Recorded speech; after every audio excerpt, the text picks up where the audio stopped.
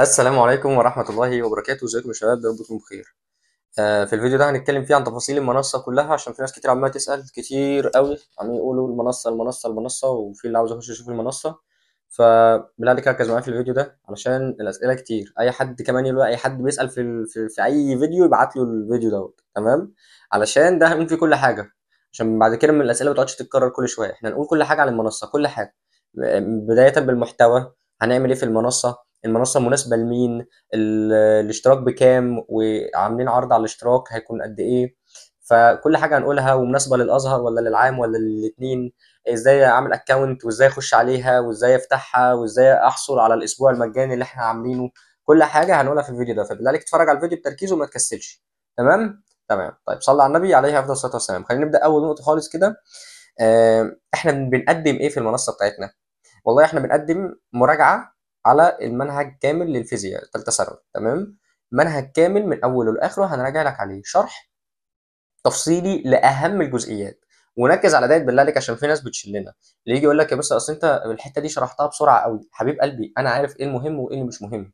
الرغي والحاجات اللي هي النظري البسيطه بقولها لك، وانت كده كده دي مراجعه، فانت المفترض بتبقى عارفها. طب يا مستر انا ما كنتش عارفها من الاول. بسيطه يا حبيبي، انت لو فتحت كتاب الشرح وبصيت في الحاجات دي هتفهمها لوحدك. انا عارف انت مش محتاج شرح الحاجات دي، حاجه شرحها نفسها، فاهمني؟ انما انا بركز على ايه؟ على المختصر المفيد. لان بالعقل، عشان انت واحد مثلا لو ما كنتش مستواك كويس في الفيزياء، مش معقوله ان انا اجي اجيب لك منهج الفيزياء كامل على مدار 30 محاضره واشرحه لك بالتفصيل في المراجعه. لو جبت الكلام ده بالتفصيل في المراجعه انت الوقت هيبقى كبير جدا عليك، ومش هتقدر تلاقي وقت للمواد التانيه. طب احنا بنعمل ايه؟ بشرح لك فعلا كل حاجه احنا قلناها في ال 30 محاضره، بشرحها كل حاجه بالتفصيل، بكل نقطه، بكل حاجه مهمه، بكل حاجه بيسال فيها. ولكن بشيل الحشو اللي في النص، بشيل الهزار اللي كنا بنهزره في الحصه، بشيل كل كبيره وصغيره كنا بنقعد نقولها. لا، انا بحط الشرح المهم، شرح بيور. انت بتفتح الفيديو ساعتين ثلاثه بيتشرح لك شرح بيور، الحاجات المهمه بس اللي هو بيسال فيها في الفصل ده، واللي انت مهم جدا تبقى عارفها عشان تفهم الفصل ده كويس. فبنشرح شرح كويس جدا ووافي ويفرق معاك. ولكن انت واحد ما كنتش بادئ اصلا ولا سمعت الكلام ده قبل كده، بنسبه كبيره هتفهم، بس هي بتبقى قدرات. يعني بص، في واحد ممكن يسمع فيديو مراجعه بس ويفهم الفصل ويبقى كويس جدا فيه. في واحد تاني ممكن يبقى فاهمه كويس بس بنسبه 70% مثلا 80%، واقع معاه كام نقطه. ده لو اتفرج على فيديوهات الحل هيكمل ال 20 وال 30% اللي باقيين له. واحد بقى فهم بنسبه نص نص، مثلا في دروس ما فهمهاش قوي، ده يروح يرجع للفيديوهات الاصليه، بس مش هيرجع يتفرج على الفيديوهات الاصليه كلها، لا، هيرجع للفيديوهات الاصليه يتفرج بس على الحاجات اللي هو ما ظبطتش معاه قوي. ولكن في الغالب هتظبط، لان انا ببقى عارف ايه نقط ضعف الطالب، وبركز عليها جامد في المراجعه، وبشرحها بالتفصيل، وبقول لك الطرق ازاي بنحلها، بديك الطريقه اللي بتمشي عليها عشان تحل، وكمان بنحل عليها كتير جدا. فغالبا ده مش هيحصل، بس انا بقول لو حصل، لو. تمام. فاحنا بنقدم ايه؟ بنقدم اول حاجه شرح تفصيلي، بينزل لك فيديوهين كل اسبوع. فيديو فيه الشرح نفسه، وده بيبقى فيديو كبير، والفيديو التاني بيكون فيديو شرح تاني بس صغير شويه. ده بينفع في حاله من الاثنين. بينفع لو انت اصلا طالب مذاكر اول باول ومش ناسي المنهج ومش محتاج تتفرج على الفيديو الشرح الكبير، فبتخش تتفرج على الفيديو ده بسرعه، بيديك اهم الجزئيات واهم الحاجه. الفيديو ده اسمه كيف تهكر، ازاي تهكر الجزئيه ديت. طيب، لو انت فهمت الشرح يعني، او انت ما كنتش مذاكر الشرح كويس فاتفرجت على الفيديو الاساسي، اتفرج برضو على الفيديو الثاني ده، اتفرج عليه ليه؟ بيلم لك الدنيا تاني. يعني مثلا في الفصل الخامس كل الناس بتشتكي منه، بتشتكي من القوانين بتاعته ان هي بتنساها كل شويه. فانا عملت لك ايه؟ شرحت لك الفصل الخامس والثامن في الفيديو الاصلي بتاعه بتاع حوالي 3 ساعات وثلث مثلا، والفيديو اللي بعديه لخصت لك فيه قوانين الفصل الخامس كلها من اولها لاخرها، حطيت لك القوانين كلها قدام عينك كده عشان تبقى عارف دي كل القوانين اللي في الفصل الخامس. ده بيفرق معاك جدا ان انت لسه طالع من حصه شرح وجاي الحصه ثانيه ملخص لك الدنيا، وكمان بديك الافكار اللي هو بيبتدي يربط ما بين الفصل الخامس والفصول الثانيه، علشان لما نيجي نخش نحل تبقى انت مفتح ومدقدق معايا، ومش اول مره تشوف الحاجه، لا، انت تبقى سمعت عنها اصلا في فيديوهات الشرح، فانت نفسيا وذهنيا مؤهل للاسئله اللي هتيجي، فهتحس ان الاسئله مش صعبه قوي، وتحس ان انت شغال معايا وقادر تحل عادي. تمام تمام. ده كده كان اول حاجه، ان احنا قلنا بننزل فيديو شرح وفيديو شرح تاني. طب بنقدم ايه تاني في المراجعه ده كل اسبوع يعني؟ بينزل فيديو حل لكتاب الامتحان. احنا كده كده بنحل كتاب الامتحان كامل، لان هو من اهم الكتب، ما كانش هو اهم كتاب اصلا، وكل الكتب بتاخد منه، واللي يقول لك غير كده بيضحك عليك. طب بعد كده بنعمل ايه؟ هل هنكتفي بكتاب الامتحان بس؟ يا مستر ده انا شايف اصحابي بيحلوا كتابين وثلاثه وبيستفادوا كده، والمدرسين عمالين يعلوا على بعض، وكل واحد عمال يجيب المذكره بتاعته ومليها كتب ومش عارف ايه. انا بقى بقدم لك السنه دي باذن الله حاجه، وانا واثق في الكلام اللي انا بقوله ده، مش بقول اي كلام، بقدم لك حاجه تقريبا ما حصلتش قبل كده. بص يا حبيبي، اللي احنا بنقدمه ممكن انت تشوف الكتاب او المذكره اللي احنا عاملينها تصميمها مش احسن حاجه يعني، وتحس مثلا ان اللي هو المنصه برضو يعني ها، مش زي المنصات الكبيره وكده. ولكن احنا بفضل الله مش بنعلي على حد. يعني للاسف اغلبيه الكتب، وانا عارف اللي انا بقوله دوت، اغلبيه الكتب بتاعت المدرسين المشاهير بتبقى فيها حشو كتير، في النص بتلاقي افكار مباشره كتير، افكار كتير كده ملهاش لازمه عشان لتكتير عدد الاسئله وخلاص، اللي هو بس احنا بنحل 1000 سؤال، هنحل 2000 سؤال. احنا مش بنعمل كده. احنا يا باشا بناخد لك 100 سؤال على كل فصل، غير اللي انت حللهم في كتاب الامتحان بتاع حوالي 100 150، فيخشوا على بعض كده، يخشوا لك في بتاع حوالي 250 ل 300 سؤال. حلينا كتاب الامتحان بنجمع 100 سؤال من اربع او خمس كتب خارجيه تانيين، وما بنجمعش اي 100 سؤال، احنا بنجمع اهم 100 سؤال واهم اسئله على الفصل من كل كتاب. وانا قد اللي انا بقوله دوت، وبنجتهد في الموضوع دوت. يعني مش اي حد بيقعد يجمع لك، لا ده احنا الحمد لله انا ومعايا زميلي تاني مدرس فيزياء وبيجمع معايا، وهو ما شاء الله ممتاز جدا. فاحنا بنقدم لك حاجه يعني تليق بيك ان شاء الله. فانت بينزل لك مذكره او PDF كده فيه حل كتاب او في الاسئله بتاع كتاب الامتحان، عشان لو انت عاوز تحلها مع نفسك قبل ما تتفرج علينا. والمذكره الثانيه بتنزل لك فيها ايه الاسئله اللي احنا مجمعينها بتاعت الاسبوع دوت. انت المفترض بتحل الاثنين. بعد كده بينزل لك فيديوهين حل، فيديو لحل كتاب الامتحان وفيديو لحل المذكره بتاعتنا. طيب والازهر يا مستر؟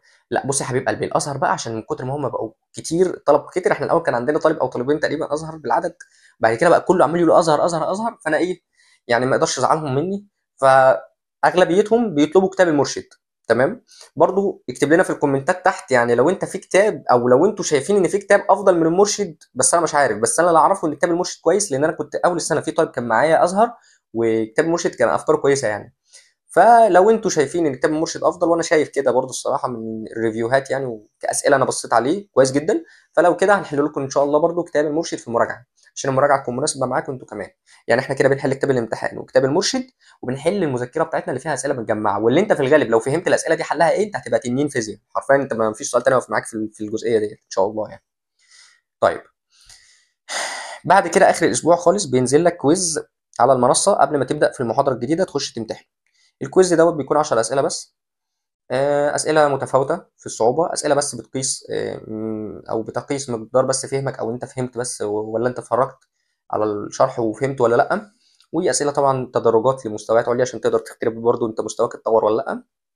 فبيكون كويز كده بتخش تمتحنه، ودرجتك بتظهر لك، والأسئلة الصح والأسئلة الغلط. وإن شاء الله بننزل لك فيديو صغير كده بنحل لك فيه الكويز دوت بالكامل عشان تبقى عارف كل سؤال وتجمع أفكار أكتر. ده كده المحتوى اللي بينزل على المنصه. تمام. فيديو شرح تاني اصغر كيف تهكر. بعد كده بينزل لك PDF لو عاوز تحل انت، ده المفترض انت تحل الاول بتشتغل بايديك يعني. طب بعد PDF ما بتنزل احنا بننزل لك فيديو حل كتاب الامتحان، فيديو حل كتاب المرشد، فيديو حل المذكره بتاعتنا، وبنحل في الاخر امتحانات شامله. بالمناسبه كل اسبوع هينزل لك ان شاء الله امتحانات شامله، بس دي هننزلها على اليوتيوب. تمام. طيب وبينزل لك كويز، والكويز دوت بتحله بيظهر لك الاجابات، وبعد كده احنا بننزل لك فيديو بنحل فيه الكويز دوت. ده كده المحتوى اللي بينزل في المراجعه. طب المراجعه متقسمه على ايه؟ متقسمه على 8 اسابيع. في فيديو اصلا كنا قايلين على التفاصيل، ممكن اسيبه لك تحت في الكومنتات لو عايز تعرف التفاصيل بالكامل، بس باختصار احنا المفترض بدانا يوم 12 5، وان شاء الله هنخلص يعني بالظبط بعد 8 اسابيع او 9، ممكن نزود اسبوع كمان قبل الامتحان العربي. وان شاء الله هنكون فرمنا المنهج، هنخلص المنهج مراجعه في 6 اسابيع بالحل بتاعه، وهنحل جنبيه امتحانات شامله. ولكن الاسبوعين الاخرانيين هنركز اكتر بقى على الحل بس، هنقعد نحل امتحانات شامله كتير جدا، علشان الحل لا يقل اهميه عن الشرح، لان هو بيطور مستواك جدا. تمام كده تمام. طيب دي كانت اول حاجه. طيب تاني حاجه، احنا مش مجرد بس قاعد بعلن لك، للاسف في مدرسين كتير بيعملوا كده، وانا مش، احنا مالناش دعوه بالكلام ده، ما بنعملش الكلام ده. ما تطلعش نقعد نقول لك ايه احنا منصتنا اقوى منصه، احنا ما فيش مننا اتنين، خش بس ادفع الاشتراك، خد في عرض احنا عاملينه لك، اشترك في المنصه وهتاخد احسن عرض في الدنيا، اوعى تفوت العرض ومش عارف ايه. ما بنعملش كل الكلام ده. إحنا الحمد لله واثقين في شغلنا جدا، وواثقين ان احنا شغلنا كويس جدا، من غير ما اقعد اقول لك بقى انا ما فيش احسن منصه ومش احسن منصه والكلام دوت. عاملين لك اسبوع مجاني عشان تبقى ايه في مصداقيه كده في الشغل. انت يا عم ممكن اول مره تشوف مثلا القناه امبارح مثلا وانت بتقلب شفت فيديو ولا حاجه، لسه شفت القناه وعاوز تخش تجرب، وخايف يحصل لك زي طلبه كتير من اللي بيكتبوا لنا في الكومنتات ان هم دفعوا ثمن كورس كامل واتدبسوا فيه. فاحنا ما نقبلش دوت. فاحنا عاملين لك اسبوع بالكامل مجانا. اللي هو على فكره الفيديو بتاعه كان نازل فيديو الشرح، بقيه المحتوى هتلاقيه على المنصه لما تخش تعمل اكونت ان شاء الله. هو بس كان في كام حاجه بنظبطها في السيستم، وهتلاقي الفيديوهات نزلت لك، يعني الفيديو الشرح والفيديو الشرح الثاني، وبعديها هتلاقي على طول فيديوهات الحل نزلت، وهتلاقي البي دي افات موجوده على المنصه، وان شاء الله الكويز برده هينزل. فاحنا عاملين لك اسبوع مجانا مجانا لاي حد تخش تعمل اكونت، تخش هتلاقي في الاسبوع ده فاتح معاك، تخش تتفرج عليه براحتك عادي جدا، وتقول لنا ايه رايك بقى طبعا في الشرح، وان شاء الله انا متاكد انه هيعجبك جدا. شرح كويس وان شاء الله حل كويس وحاجه زي الفل باذن الله. علشان قبل ما تشترك تبقى عارف هل انا نفسي اشترك في الحاجه دي، او هل انا عاجبني الشرح والشغل دوت واشترك فيه ولا لا. مش مجرد بس ان احنا بنقول لك ايه الحق بس واشترك ومش عارف ايه والشغل دوت. تمام تمام. فالاسبوع المجاني بتخش تعمل اكونت على المنصه، وبعد شويه هنعرفك ازاي تخش على المنصه وتعمل اكونت، وهتخش ان شاء الله هتلاقي الاسبوع مفتوح لك عادي، بتخش تفتحه عادي جدا. طيب انا دلوقتي يا مستر خلاص شفت الاسبوع المجاني وفعلا عجبني الشرح، او انا اصلا بتابع حضرتك من اول السنه وعارف اصلا اوريدي الشغل بتاع حضرتك وعجبني جدا وعاوز اشترك معاك في المنصه، وعندي استعداد خلاص اشترك. ازاي بقى؟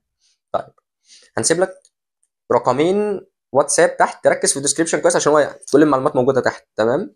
هنسيب لك رقمين واتساب، هتبعت على اي واحد فيهم، هتقول له السلام عليكم انا عايز اشترك في مراجعه مستر حسن. تمام تمام. انت المفترض تجي لنا وانت اوريدي عامل الاكونت بتاعك. طيب فانت المفترض بتبقى جاي اصلا عامل الاكونت، خلاص انت دخلت، بعد شويه هنعرفك ازاي تعمل اكونت. تمام. بس انت خلاص عملت الاكونت، بتخش لنا على الرقم من الارقام اللي احنا سايبينها، وانا عاوز اشترك في الكورس. بيسالك بيقول لك انت عاوز تشترك الشهر الاول ولا الشهر الثاني ولا الشهرين على بعض، بتقول له انت عاوز تشترك في ايه بالظبط، وهو بيقول لك خلاص تمام. بتروح بيبعت لك رقم فودافون كاش، بتروح تحول، او رقمين بتروح تحول على واحد فيهم فلوس، وتيجي تبعت له سكرين بالتحويل والرقم اللي انت حولت منه. الاثنين مهمين عشان في ناس كتير بتبعت. تمام. فسكرين بالتحويل والرقم اللي انت حولت منه، على الاقل تكتب لنا اخر اربع ارقام منه او اخر ثلاث ارقام. تمام كده. تمام.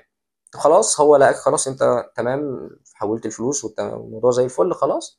خلاص بتبعت له الاسم بتاع الاكونت بتاعك، وهو ايه، يقوم داخل على طول فاتح لك الشهر باذن الله، او فاتح لك الحاجه اللي انت اشتركت فيها شهر شهرين المراجعه كلها ايا يكن، بيفتحها لك ان شاء الله. بتخش تلاقي ان شاء الله اتفتحت معاك، واي حاجه بتبتدي تنزل بتلاقيها مفتوحه لك خلاص على طول، بتبتدي تتفرج عليها وخلاص. طيب بعد كده ان شاء الله بنبتدي نعمل جروبين، جروب للولاد وجروب للبنات، بحيث ان انت خلاص خلصت الشرح وخلصت كل حاجه وسمعت وظبطت والدنيا زي الفل. بنفتح الجروب ده لمده ساعه كل يوم، جروبين يعني بنفتح الشات فيه لمده ساعه كل يوم. محدش بينزل حاجه ليها علاقه بالهزار ولا ليها علاقه بالكلام، ولما حد زميلك يبعت كومنت ما تخشش ترد عليه، احنا بنرد والله. فعلشان بس الموضوع يكون منظم قوي وانتوا تستفادوا منه اقصى استفاده، فاحنا هنعمل قوانين بس كده ممكن تبقى يعني شديده شويه، بس ايه علشان خاطرك. وانت بتعمل الاكونت هيطلب منك رقم ولي امرك، تكتب رقم ولي امرك بجد، ده لمصلحتك انت وعلشان ما تزعلش مننا. تكتب ولي امرك بجد، لان احنا هنتصل، احنا مش بناخد الارقام كده وخلاص. تمام. بناخد الارقام هنتصل، سواء انت مستواك حلو او سواء انت مستواك وحش او سواء انت مستواك متوسط، هنتصل وهنعرف اذا كان ولي امرك ولا مش ولي امرك، فانت اللي هتتضايق في الاخر. فتكتب احسن رقم ولي الامر، علشان ايه، تكون انت عندك ضمير كده مع نفسك. احنا خلاص فاضل شهرين على الامتحانات، فلازم نقيم نفسنا ونبقى صريحين قصاد نفسنا علشان نقدر نوصل لاحسن نسخه من نفسنا قبل الامتحان باذن الله. تمام تمام. طيب انا خلاص عملت الاكونت وبعت لك السكرين وكل حاجه وخلاص واشتركت في المراجعه. هي مراجعه بس قبل ما اشترك، هي مراجعه بكام بقى يا مستر؟ طيب سعر كورس المراجعه حاولنا على قد ما نقدر نخليه مناسب ومتماشي مع اسعار المنصات التانية زي اي منصه بتشترك فيها. والله والله والله بالنسبه للسعر هو فعلا الكورس، يعني الكورس قيمه مقابل سعر، لا هي قيمه كبيره جدا والله، واحنا بنتعب فعلا جدا في الكلام دوت، ومقدمين لك حاجه والله حاجه نظيفه وانضف من منصات تانية كتير. سعر الكورس هيكون شهر المراجعه ب 200 جنيه. تمام. شهر المراجعه ب 200 جنيه. الشهرين على بعض او المراجعه كلها بدل ما هتبقى ب 400 جنيه هتبقى ب 300 جنيه بس. يعني انت لو هتشترك بالشهر هتدفع 200 جنيه كل شهر، لو هتشترك المراجعه كلها هنوفر لك 100 جنيه هتدفع 300 بس. تمام كده. تمام. وعاملين لك اسبوع مجانا تخش تجرب وتشوف الشرح قبل ما تشترك، عشان ما تحسش ان انت دفعت فلوس في الارض ولا اي حاجه. تمام. عشان ما تجيش احساس الندم، عشان عارف كنتوا مستعجلين على الدفع، او اول ما تشوف منصه تقوم داخل دافع على طول، وفي الاخر ترجع تندم تقول لا دفعت ومش عارف ايه. لا عاملين لك اسبوع مجانا، خش اتفرج براحتك واسمع المحتوى وشوف ايه رايك في المحتوى، وبعد كده لو عايز تشترك الكورس زي ما قلت لك شهر ب 200 جنيه الشهر الواحد، ولو انت هتشترك المراجعه كلها هتبقى ب 300، هتبقى وفرت لك 100 جنيه علشان برضو ايه الناس اللي بتحب توفر يعني. بس كده. طبعا الناس انا متاكد طبعا الناس اللي كانت معانا من الاول هم اللي يشتركوا على طول في المراجعه كامله، لان احنا الحمد لله هتشوف عظمه باذن الله. اجهزه القياس، اسئله الفولتميتر والكيرشوف، دينامو، الحاجات دي كلها الطلبه بتاعتنا ما بتشتكيش منها ابدا. الحاجات دي انا عمري ما شفت طالب، والله فعلا ربنا يشهد، ما شفت طالب من اللي عندي بيشتكي منها. دايما بتكون اسهل حاجه بالنسبه له في المنهج، وانا عارف دي اللي ممكن تكون بتواجه اي حد في الفيزياء. ففي الغالب لو دي بقت سهله بالنسبه لك وبفضل ربنا هتبقى سهله بالطرق اللي هنديها لك، بقيه المنهج هيبقى سهل بالنسبه لك، وهتحس ان الفيزياء لعب عيال شويه يعني. تمام كده؟ تمام، مش عاوز اطول عليك. المهم احنا هننتقل للفيديو من على التابلت واحنا بقى على المنصه، علشان الناس اللي بتقعد تحصل مشاكل وهم بيعملوا الاكونتات والباسوردات والحاجات دي، يقول لي يا مستر الاكونت ما بيتعملش. ركز في الحته اللي جايه دي عشان اعلمك ازاي تعمل الاكونت، علشان تعمل الاكونت يكون بسيط كده وبسهوله، وايه يتعمل معاك عشان ما يحصلش مشاكل. تمام؟ وبعد كده ايه، خلاص يعني دي اخر حاجه في الفيديو، اعلمك ازاي تعمل اكونت وخلاص، وهتعمل زي ما انا قلت لك. عملت الاكونت تخش تبعت لنا انا عاوز اشترك، نقول لك بالكورس يعني بالمراجعه ولا الكورس كامل، بتقول وخلاص بتبعت لنا نبعت لك الارقام، وبتبعت لنا سكرين التحويل والرقم اللي حولت منه، الكورس بيتفتح لك. تمام؟ تمام، يلا بينا. صلوا على النبي يا شباب عليه افضل الصلاه والسلام. سريعا بتخش على المنصه، بتخش على اللينك اللي سبته لك في الديسكربشن، بتخش تلاقي دي المنصه بتاعتك تحت اهوت، الصف الثالث ثانوي اهيت، وبتطلع فوق الاول تسجل عشان انت لسه ما عملتش اكونت. بتخش اهوت قبل ما تعمل تسجيل الدخول، بتدوس انشئ حساب، وبتكتب الاسماء الاسم بتاعك الاول مثلا وليكن حسن. تمام؟ وتنزل تحت تكتب الاسم الاخير رسمي مثلا. فانا بختار من الاقتراحات. ركز معايا بقى، بص لما انا هو الكيبورد اقتراح لي اكتب رسمي كتبته، اختار كتب الكلمه وعمل بعديها سبيس. السبيس دي انت لازم تمسحها، ما ينفعش يبقى فيه سبيس، ما ينفعش يبقى فيه مسافات، ولا في الاسم ولا وانت بتكتب الجيميل بتاعك او الايميل بتاعك عامه، ولا وانت بتكتب الباسورد، ما ينفعش يكون في سبيس ولا مسافه. علشان كذا طالب يشتكي يقعد يقول لنا يا مستر المنصه مش بتعمل اكونتات، واقول لهم يعملوا الموضوع دوت وبرضه ما بيعملوهوش، ويقعد يقول لي المنصه ما بتعملش اكونتات بسبب ان هو بيكتب الاسم من الاقتراحات، بيعمل سبيس بعديه، والمنصه مش هتقبل ان انت تعمل اكونت يكون فيه سبيس. تمام؟ ما ينفعش يكون فيه مسافات كده في النص. طيب، بعد كده بتكتب رقم الهاتف ايا يكن ايه هو رقم الهاتف، ايا يكن 0111 ايا يكن الرقم. بتكتب بعديه رقم هاتف ولي الامر، بس لازم تكتب الارقام دي كويس مظبوطه. يعني رقم الهاتف بتاعك تكتبه مظبوط. ليه؟ علشان طبعا هندخلك على المنصه ان شاء الله على جروب واتساب عشان لو عندك اسئله. تمام؟ فما تكتبلناش اي رقم وخلاص. رقم ولي الامر نفس النظام عشان بنتصل. طب بعد كده بتكتب المحافظه بتاعتك وليكن ايا يكن، طب محافظه ايه مثلا، وليكن القاهره. بعد كده بتكتب، بيقول لك انت في الصف الايه، بتقول له الثالث. المعلومات دي مهمه يا شباب تتكتب. الثالث الثانوي.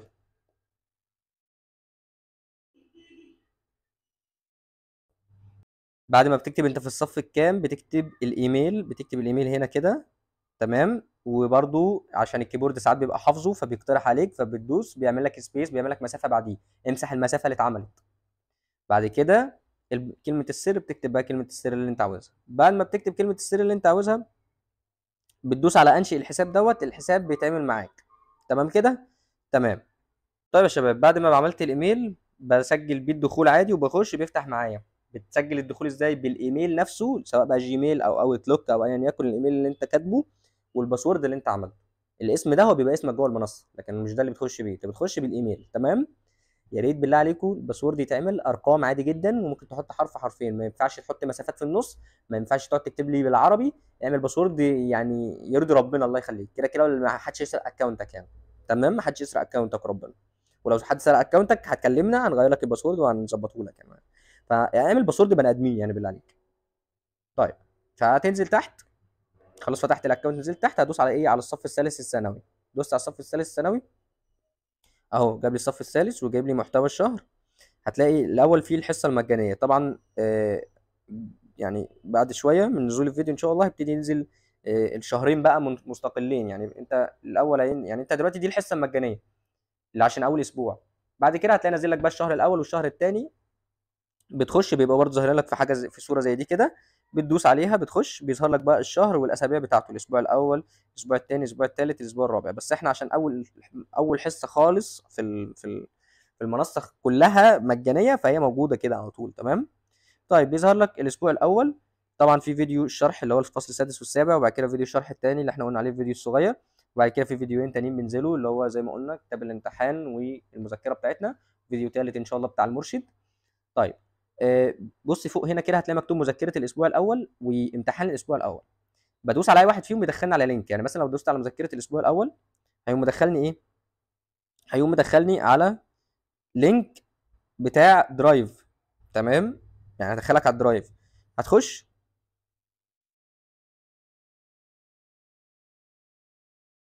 اهو، ظهر لك المذكره الاولى بتاعت الفصل السادس والسابع من كتاب الامتحان، والمذكره الثانيه الاسئله اللي متجمعه بتاعتنا. يعني مثلا لو دخلنا على ديت كده، الاسئله بتاعتنا احنا اهو، بتلاقي الاسئله متنظمه اهيت وموجوده. دي اهم اسئله في الكتب الخارجيه، سؤال بالاختيارات بتاعته، تقعد تنزل تنزل تنزل لحد تحت وتحلها كلها، او طبعا بتقدر تحملها، يعني ممكن تدوس فوق هنا تنزيل وتنزلها عندك وايه، وتحلها ان شاء الله. قبل طبعا ما ايه، ما احنا ننزل لك فيديو الحل. بعد كده بينزل لك فيديوهات الحل بتتفرج عليها عشان بتستفاد ان شاء الله منها. بعد فيديوهات الحل في اخر الاسبوع خالص، المفترض الاسبوع الثاني بينزل لك من المحتوى بتاعه هنا. طيب قبل ما تخش على المحتوى بتاعه بتلاقي مكتوب مثلا امتحان الاسبوع الاول. امتحان الاسبوع ده الاول ده بيبقى اخر حاجه بتنزل في الاسبوع. بتدوس عليها بيدخلك على لينك، بتفتح الامتحان، بتكتب الايميل بتاعك وبتكتب الرقم ولي امرك ورقم تليفونك، وبتخش تمتحن الامتحان. بعد ما بتمتحن زي ما قلنا بيظهر لك الاجابات بتاعتك ايه الصح وايه الغلط، وبعد كده بينزل لك في الاسبوع الاول فيديو اخير كده بيبقى فيه حل الكويز بالكامل. تمام كده. بعد كده بتخش بقى على الاسبوع الثاني وهكذا، بينزل لك فيديوهات الشرح. بعد كده بتلاقي المذكره بتخش عليها تحملها وتحلها انت، وبعد كده بتشوف فيديوهات الحل وهكذا بقى. تمام. وبعد كده اخر الاسبوع ينزل لك الكويز، وبعد كده ينزل لك حل الكويز وهكذا. تمام كده. تمام. وطبعا انت لو عملت الاكونت دلوقتي على طول هتلاقي المحاضره الاولى او الحصه الاولى من غير اصلا ما تبعت لنا، بتلاقيها مفتوحه معاك على طول، يعني بتخش بتلاقيها على طول وبتقدر تسمعها على طول. تمام. يعني هو لو دخلنا مثلا هنا كده على الحصه الاولى مثلا، اهو بيفتح لك الفيديو، بتدوس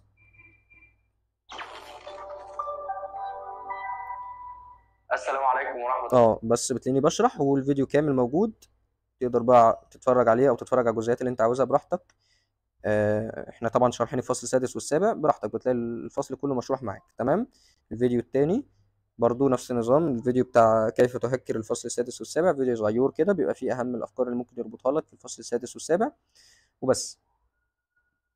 تمام كده يا بطل. طبعا حبيت بقى تشترك معانا زي ما قلنا، بتبعت لنا زي ما قلنا في الفيديو والتفاصيل، تخش تبعت وان شاء الله بنفتح لك وهكذا. برضو بتخش بتلاقي الشهر بتدوس عليه ونفس النظام اللي احنا قلنا كده. تمام كده يا شباب. اتمنى نكون جاوبنا على كل اسئلتكم بخصوص المنصه.